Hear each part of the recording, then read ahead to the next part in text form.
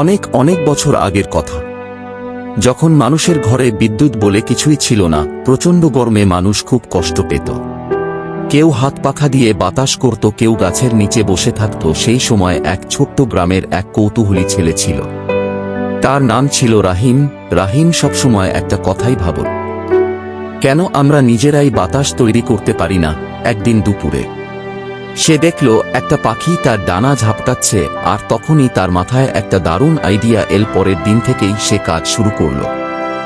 বাঁশ, কাপড় আর কাঠ দিয়ে বানাতে লাগলো এক অদ্ভুত যন্ত্র। যখন সে সেটাকে ঘোরালো, চারপাশে ঠান্ডা বাতাস বইতে শুরু করল। গ্রামের মানুষ এটা দেখে অবাক হয়ে গেল।